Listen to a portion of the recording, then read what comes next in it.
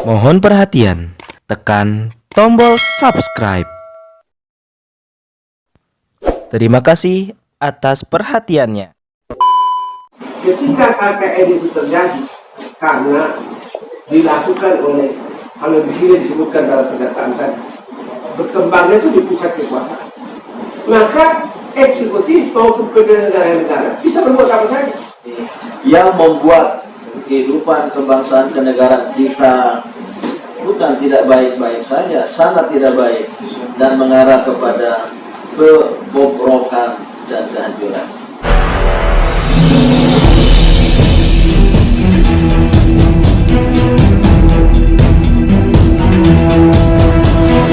Saya Yas Muhammad, driver online Depok.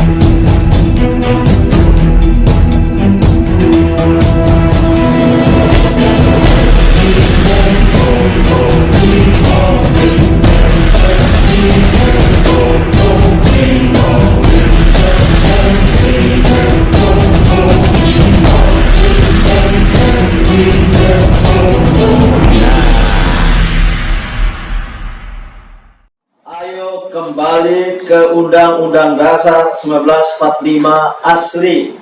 Merdeka! Merdeka! Merdeka!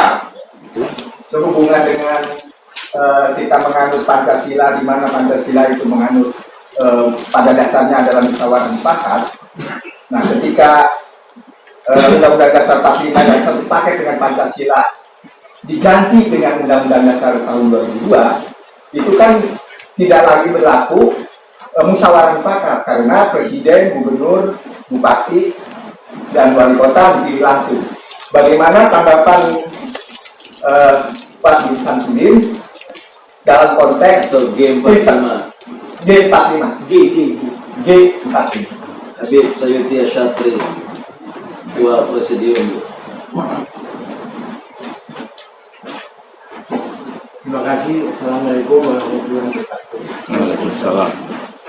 Saya mungkin cara menjawabnya tidak langsung ke pertanyaan ini, tapi berkaitan, yaitu ada satu catatan dari informasi kita yang saya catat, termasuk dalamnya merumuskan bangunan MPR sebagai lembaga tertinggi negara.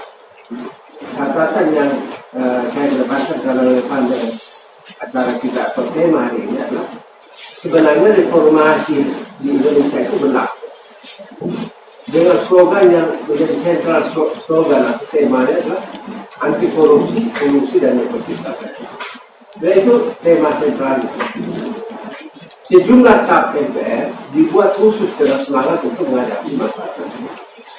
Jadi sebenarnya perubahan Undang-Undang Dasar itu titik berat pertamanya yang menjadi dasar itu adalah masa jabatan presiden.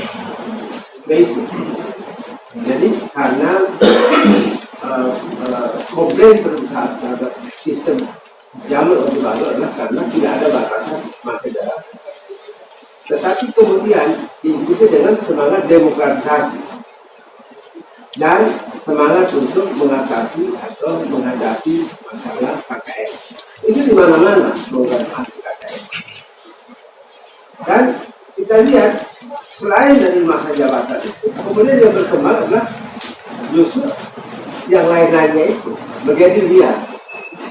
Tapi yang pengaruhnya, yang berpengaruh hanya yang buruknya saja. Misalnya TAP MPR dengan semangat luar biasa dibuat dengan judul tentang arah kebijakan pemberantasan dan pencegahan korupsi, kolusi dan nepotisme. Ini jelas ini, karena TAP MPR dalam susunan peraturan perundang-undangan itu termasuk salah satu yang begitu.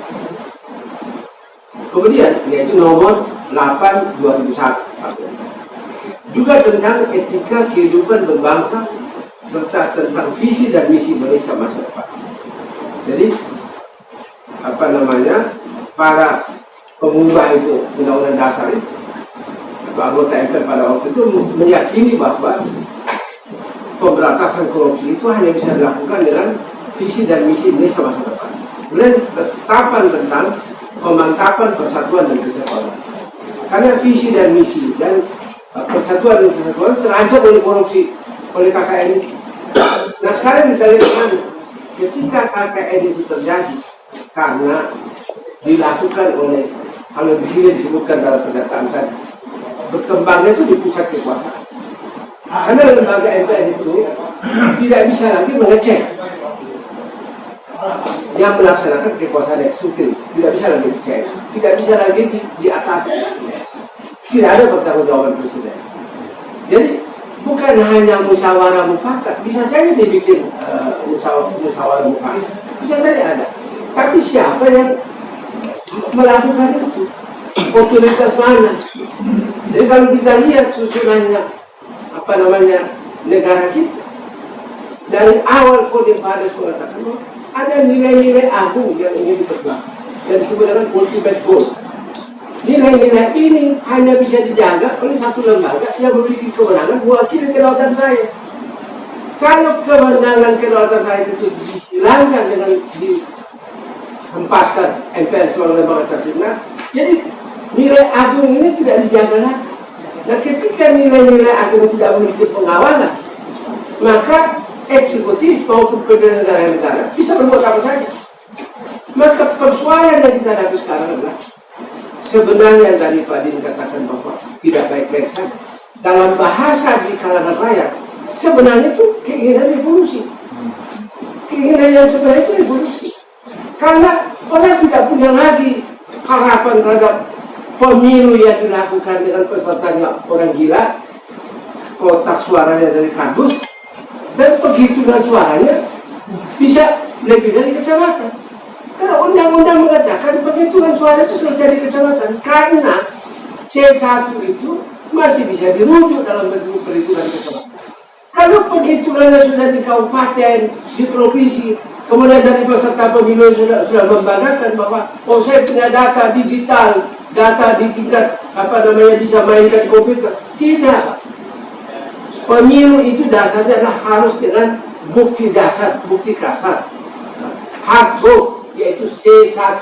Makanya dicetak C1 itu seperti cetak uang C1. Itulah bukti nyata. Dan dia hanya bisa dirujuk di kecamatan. Kalau di kabupaten sudah nggak bisa. Kalau di provinsi apalagi, di pusat apalagi, itu hanya permainan angka saja. Jadi menghadapi ketidakpastian seperti ini, G45 mengambil jalan bahwa daripada revolusi kita masih berikan sedikit ruang. Marilah kita bicara bersama-sama, kita dulu bicara karena ini masalah buat. Satu hal lagi Pak Din yang saya hormati dan teman-teman buat sekalian. Satu hal lagi, kalau dulu masih ada kita suka atau tidak suka, tapi demokrasi kita dikawal, diamati oleh pengamat internasional. Ya walaupun misalnya Amerika itu kita untuk membuat perang di mana-mana dan kejahatan kemanusiaan, tapi masih ada satu otoritas internasional yang sebenarnya publik internasional yang mengamati. Dan kalau terjadi masalah yang merusak etika dan sebagainya, mereka masih bisa bersuara. Sekarang ini kebetulan mereka juga sudah tidak punya akar alas legitimasi dalam soal moral, karena mereka juga terlibat, mereka komplisit. Dan lembaga internasional yang dulu kita banggakan IMF, Bank dan sebagainya, setelah jatuhnya Pak Harto, mereka juga ikut serta sekarang membuat angka-angka yang tidak benar dan sebagainya. Jadi setelah tidak ada lagi otoritas internasional, kalau terjadi masalah dalam pemilu Indonesia, maka keadaan kemana orang itu melapor? Kemana itu penyelesaian masalah? Saya kira saya setuju dalam pertanyaan tadi bahwa musyawarah mufakat itu serba tidak ada lagi lembaga MPR, maka kita nolak cukup. Nah, daripada nanti terjadi hal lagi, tolong dianggap serius apa yang dikatakan oleh Pak Din. Saya kira demikian. Sedikit tambahan, walaupun pembukaan Undang-Undang Dasar 1945 asli yang ada Pancasila di dalamnya tidak diubah, dan memang sebaiknya tidak diubah, karena disitulah cita-cita nasional. Namun dalam batang tubuh Undang-Undang Dasar 2002 mengalami perubahan mendasar, menghilangkan substansi yang sangat prinsip bagi kehidupan kebangsaan kenegaraan kita oleh para pendiri bangsa, antara lain dimasukkannya kata demokrasi yang pada Undang-Undang Dasar 1945 asli tidak ada kata demokrasi. Antara lain dalam klausul bahwa presiden, wakil presiden dipilih secara demokratis. Ini pula menimbulkan masalah karena demokrasi itu banyak sekali variannya di dunia. Tapi dibuat secara demokratis yang kemudian diterjemahkan sebagaimana pemberlakuan undang-undang tentang partai politik, undang-undang tentang pemilu terakhir ini dengan mengamalkan doktrin demokrasi liberal, doktrin demokrasi liberal pada doktrinnya yang paling liberal, seperti one person one vote, satu orang satu suara dalam pemilihan presiden wakil presiden yang telah terjadi dan akan terjadi.